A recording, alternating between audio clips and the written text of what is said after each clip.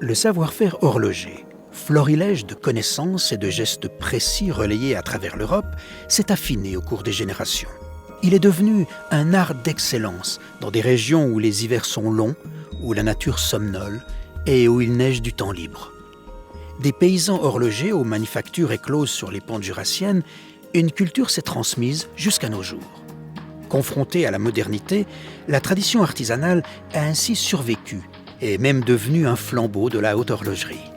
Mais ce précieux savoir est aujourd'hui menacé de disparition. Dans les écoles aujourd'hui, il y a un certain savoir qu'on ne transmet plus, qu'on n'enseigne plus. C'est le savoir, notamment le savoir par rapport aux faits main.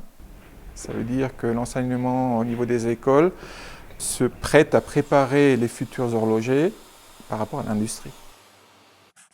Pour assurer la transmission de ce savoir ancestral menacé, un projet inédit, généreux et de longue haleine a été mené jusqu'à son terme. Son nom, Naissance d'une montre. Dès 2007, une poignée de maîtres horlogers, héritiers de l'art ancestral dont ils maîtrisent encore les gestes, décident de rassembler leur savoir-faire et de le transmettre. À qui ? À un professeur d'horlogerie. Sous leur conduite, celui-ci va devoir réaliser de A à Z un garde-temps, apprenant au passage toutes les difficultés et toutes les méthodes à suivre pour y parvenir.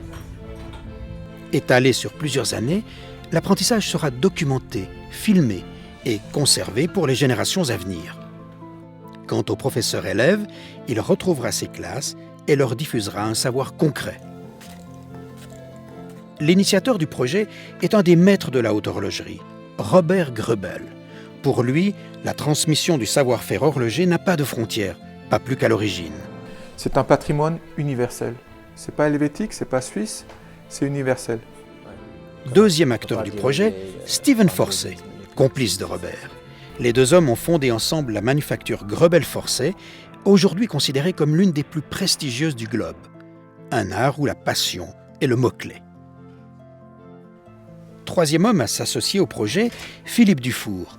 Au Japon, son immense talent a fait de lui une véritable icône vivante. Une montre, c'est un instrument, d'accord, qui donne l'heure, mais c'est aussi une œuvre d'art. Donc on doit y mettre quelque chose en plus.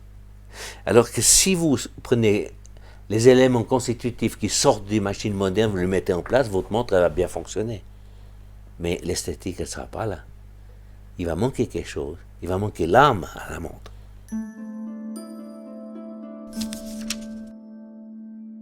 Si on ne fait rien, on va se retrouver dans une, deux générations, on aura des superbes machines, et puis plus personne ne saura les utiliser.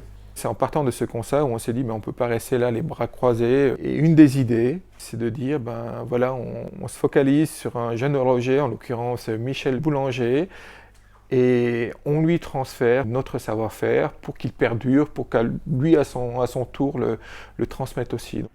Choix judicieux, car c'est un passionné, à la fois artisan talentueux et enseignant, qui a été sélectionné. Depuis son enfance, Michel Boulanger a observé son père, horloger à Allonnes, près de Chartres.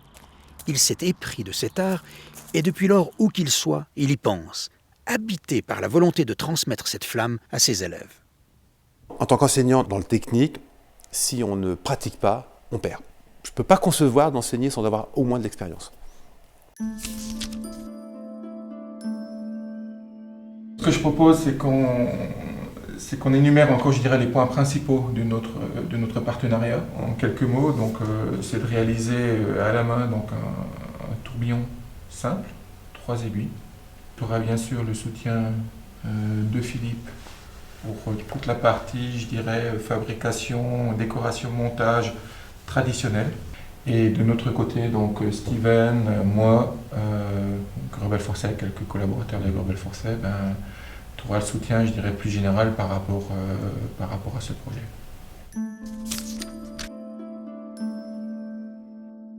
La première valeur, c'est le partage. Ça veut dire c'est de transmettre notre savoir-faire au niveau d'une spécificité d'excellence, de transmettre à d'autres générations. Ça paraît facile, mais quand on est sur des ponts où on a un angle, là, on les a comme ça. Ouais. Today, Global Force is a young adventure, and for us it's never too early to start to pass on this know-how and to share it. I think from early in my career there was often a feeling of somehow the watchmaker was retaining some secret and something that the miraculous golden key to enable us to do everything very easily. Actually, one of the realities is that there aren't many things which it's easy to do well, and it's mostly by practice. Moi, j'ai point de secret. Et puis, je me dis, si quelqu'un veut profiter de ce savoir, ben, je monte volontiers, il n'y a pas de cachotterie. Et puis, je me dis, au moins, c'est pas perdu. Les connaissances de Philippe, qui complètent au mieux les nôtres, ce sont les connaissances qui sont liées aux faits main. J'essaye de prendre ce qu'il y a de mieux, ce que j'estime être le mieux dans chaque époque. Mes plans, mes constructions, je les fais à l'ordinateur, ça c'est sûr, hein, mais ça ne nous empêche pas de travailler avec un archet pour polir des moulures.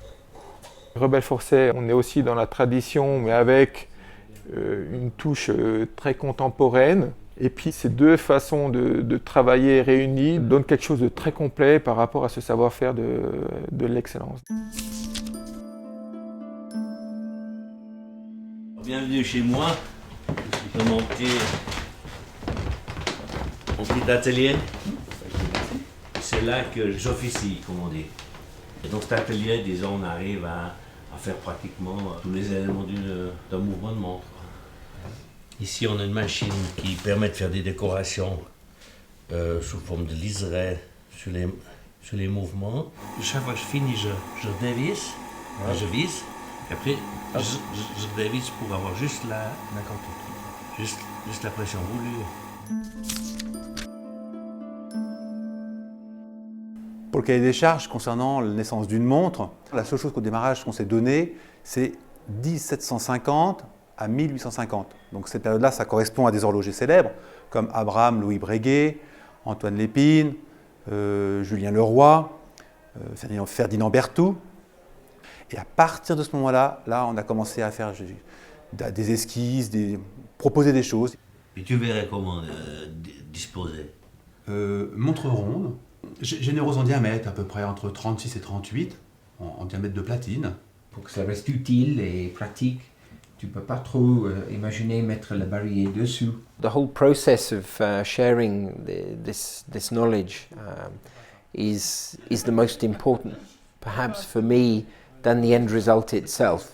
I think along the way, the exchange, the human contact, and this transmission of know-how through the support of Philippe Dufour and our own team, and this is the beauty of a fine adventure, really.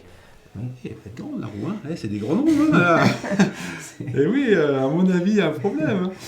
Je sors un peu. T'as pas de support mécanisé, automatisé qui vont intervenir, hormis l'informatique par rapport à la conception. Il y a quand même quelques éléments que je ne vais pas fabriquer, les rubis, le ressort moteur et le ressort spirale. Mais toutes les pièces, c'est-à-dire les roues, les pignons, les vis, la platine, les ponts, tout sera fait en atelier. La maquette, ça sera là uniquement pour valider un concept. On va le mettre en pratique. En pratique à l'échelle 5, donc 5 fois plus gros, pour voir éventuellement le ou les défauts qui peuvent être faits au moment de la mise en place. Puis en même temps, le fait de la fabriquer, on a déjà une réflexion sur la façon de faire. Comme on avait discuté par téléphone, c'est vrai, c'était l'idée d'avoir l'affichage de l'heure sur un petit cadran pour dégager toute cette mécanique. On est en permanence, je dirais, un petit peu à se chercher les uns et les autres pour arriver à obtenir ce qu'on veut vraiment. Et c'est au fur et à mesure qu'on avance que apparaît ce qu'on aimerait avoir. Donc normalement déjà, là je suis bien positionné en termes d'équilibrage. Et ça c'est une chose, mais moi je te parle du mécanisme de fixation. Parce que je me souviens que comme on est sur des matériaux... Au niveau des fixations, il faudra conseiller Michel, on stabilise la fixation, ça c'est important.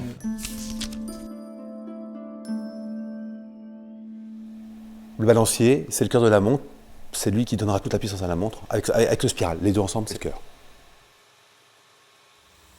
Les éléments de fabrication du balancier résident dans le tournage, dans le fraisage, perçage, taraudage.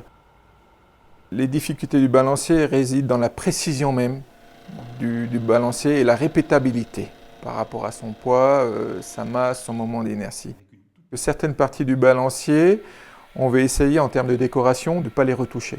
Ça implique que les spectres d'usinage soient les plus conformes, les plus beaux possibles, puisqu'on sait que ces parties-là, on ne peut pas les retoucher. Quand on travaille Philippe, on écoute le bruit, on écoute la sensation, l'espèce de pression qu'on peut mettre, ça change tout. Ben là, il explique, il me dit, t'as pas mis assez de pression. Écoute, ça doit faire tel bruit quand tu dois mettre la pression. Ben, quand on a compris ça, on a un résultat qui est nettement meilleur. Non, il va plus comme ça. Combien? Ouais. La difficulté dans une réalisation comme ça, c'est qu'on est amené à pratiquer peut-être une dizaine de métiers différents. Fabricant de rouages, de pignons, fabricant de ponts, faire des vis. Alors que dans l'industrie, même déjà à l'époque de 1890 ou comme ça, où la fabrication commençait à se mécaniser, il y avait des spécialistes dans tous les domaines. Gérer un produit comme ça, il faut savoir tout faire. C'est ça la difficulté. On va tailler une roue de 120 dents sur une machine de 1920. Avant de commencer la roue, qu'est-ce qu'il faut faire? Il faut donc avoir une rondelle. Donc là, on a pris une presse à balancier pour découper des rondelles. Donc, il y a des petites rondelles, un peu comme des pièces de monnaie qui tombent. On les met après sur un tour pour les faire tourner rond. On les met après sur un autre posage pour après les tailler sur le tour. On a une roue pour laquelle on doit tailler 120 dents. Voilà, ça ne touche pas. Voilà la pièce finale. La moitié de la roue dans l'ombre, là, parfaite. Alors voilà, Michel, ce qu'on va faire maintenant, c'est des taillages de pignons. Ici, on a le plan que tu as fait, c'est le pignon de grande moyenne. Oui. On va mettre une ébauche, un décolletage. Et les pignons, il faut tailler les dents avec une machine spécifique, avec une fraise. Donc nous, on va tailler dent par dent. Une fois que c'est fait, il faut après réaliser les deux épaulements, les pivots. On va après à la trempe, après on les reprend et on va après faire toute la finition dessus.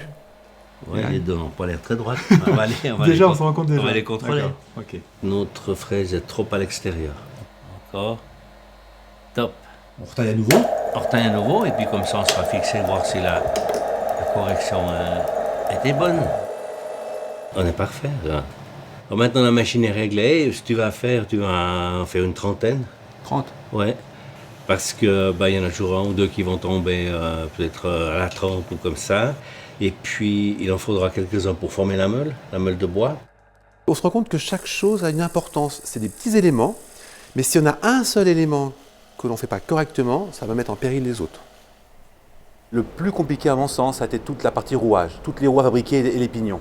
Honnêtement, quand le dernier pignon a été fait, j'étais content. Non, 3 et 3, ça va pas aller. Si tu les décales dessus-dessous. On a même été à un moment donné bloqué, on a attendu, on a réfléchi, on a cherché, on est allé chez Philippe. Puis c'est une équipe, donc chacun amène ses connaissances et on finit par trouver. Elle fait tic-tac. Ça y est, son cœur bat. Ouf, ça y est, elle fonctionne. On ne s'est pas trompé dans nos calculs, on ne s'est pas trompé dans notre rapport de vitesse, on ne s'est pas trompé. C'est un moment quand même fort parce que ça y est, c'est aussi quelque part un aboutissement. En 2014, le mouvement de la montre est présenté au SIHH. Une étape fondamentale vient d'être réussie. Le premier battant, il n'a pas été terrible au début, hein. Il a été timide. Hein. On se dit, tiens, c'est bizarre.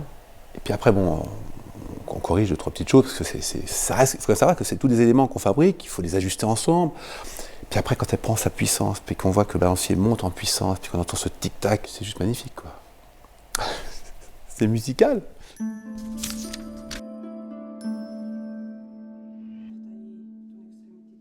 L'anglage, c'est la méthode de casser un angle. Quand on travaille sur le tour, ou même à la main, on a toujours des arêtes vives. Une arête vive, c'est pas possible, ça peut pas rester vif. Il faut casser les angles. L'angle doit être toujours à 45 et doit être vraiment régulier. On se régale de construire des pièces avec des angles rentrants et on sait que c'est que possible d'angler une pièce avec des angles rentrants si on les fait à la main. Est-ce qu'il est suffisant en termes de... Non, de taille, Non, il est trop petit. Hein. Faut que tu le doubles là. Ah, le double? Oui. Si t'es crispé, t'arrives pas. Et du coup, ton inclinaison, elle change. Toutes les pièces que j'ai pu faire, je les ai faites au moins 3-4 fois, minimum. Ça, c'est important. D'avoir une pièce au démarrage qui est brute d'usinage, puis qu'on vient polir, puis d'un seul coup, au bout d'une demi-heure, 3/4, ou vers 1 heure, on obtient quelque chose qui brille, qui devient poli. Ça, c'est des moments de bonheur. L'immense bonheur, je dirais, ça a été quand on a amené la montre au CHH en 2015. Personne n'avait vu la montre fonctionner avant. Je l'ai amenée vraiment pour Genève, donc ils l'ont eu que le lundi matin. J'ai eu de la peine à la garder, il a fallu que je me batte pour la garder parce qu'ils voulaient la prendre tous. Quand on arrive au CHH et qu'on a fini quasiment le dimanche matin, c'est ça, il ne faut pas oublier non plus pour le lundi matin. Et que c'est vrai que Robert, même Philippe, personne ne l'avait vraiment vu, quoi. Ma réaction, c'était « Waouh ! Extraordinaire ! Vraiment, ouais, comme on dit chez nous, surprend bien. » Cette montre, elle respire Michel. C'est Michel qui en a défini la géométrie, les styles et ces choses-là. De pouvoir co-signer ce garde-temps avec Michel qui a réussi à relever ce défi, Philippe qui était d'un support incroyable, et puis bien sûr toute l'équipe Rebelle Force. Donc c'est une signification très profonde. Là, ce garde-temps est une résultante d'une histoire qui va continuer. Déjà Michel, l'idée c'est qu'il fasse 11 garde-temps. C'est pas en faisant un garde-temps, une montre, qu'on peut dire qu'on a acquis un tour de main. Et puis de plus en plus, on retrouve des clients potentiellement intéressés qui comprennent le message. Et ils savent très bien qu'en acquérant un tel garde-temps, aussi ils vont permettre au projet de perdurer et ils participent aussi quelque part à l'aventure.